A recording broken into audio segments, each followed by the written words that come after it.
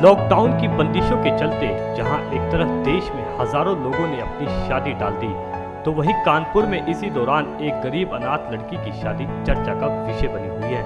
Footpath पर भिखारियों के साथ बैठने वाली एक लड़की की खाना बांटने वाले लड़के ने मांग भरकर उसे अपनी दुल्हन बना लिया।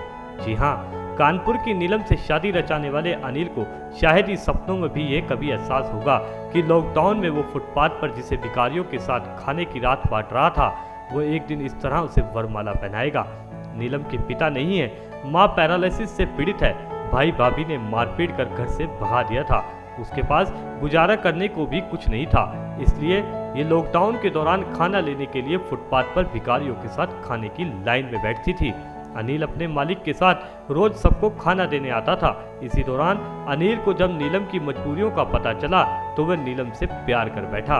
फिर क्या था, भिखारियों की लाइन से निकलकर नीलम उसके 7 जन्मों की हमसफर बन गई। नीलम को तो अभी तक अपनी शादी को किसी सपने से कम नहीं लग रही, तो अनिल अपनी शादी को लॉकडाउन की शादी का नाम दे रहा है।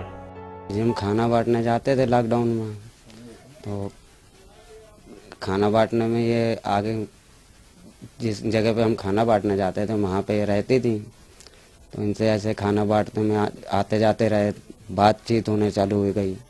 तो इन्होंने बताया कि हमें ऐसी ऐसी दिक्कत है, इनके पिताजी के पहले एक्सपायर हो चुके थे और माताजी को पैरालिसिस थी, इनके भाई और भाभी ने इनको घर से निकाल दिया। तो फिर आते जाते इनके साथ हम तो उम्मीद ही छोड़ बैठे थे। ये अंकल जी ने ऊपर वाले ने बहुत साथ दिया मेरा। अनिल पेशे से ड्राइवर है। वो जब दिन में खाना बांटकर आता था तो नीलम की चर्चा अपने मालिक से करता था। उसके मालिक ने उसकी भावना समझ गए। उन्होंने उसे समझाया, दिन में तो तुम उसे खाना दे आते हो, लेकिन रात में वो क्या खाएगी। फिर क्या था, तब से अनिल रात में खुद खाना बनाकर कई दिनों तक नीलम को देने जाने लगा। उसके बाद अनिल के मालिक ने उसके पिता की शादी के लिए राजी किया और वरमाला की मंजिल तक दोनों को पहुंचा दिया। भगवान बिरद के आश्रम में नीलम की बेजान दुनिया आबाद हो गई। इस शादी में सोशल डिस्टेंस का पालन करते हुए कई संभात लोगों ने शामिल होकर वर वधू को आशीर्वाद दिया। तो फिर मैंने इससे बोला अपने पिताजी को जल्दी बुलाओ और बातचीत कराओ और मैरिज कराई जाए। तो पिताजी इनके संतुष्ट हुए बातचीत में बेटी से।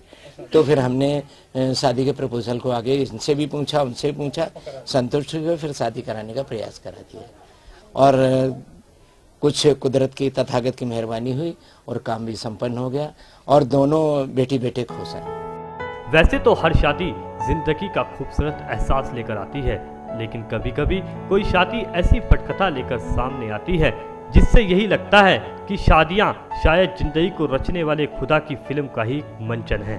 साथ ही वो पहले से ये तय करके रखता है कि किसको किसके जन्मों का साथी बनाना है।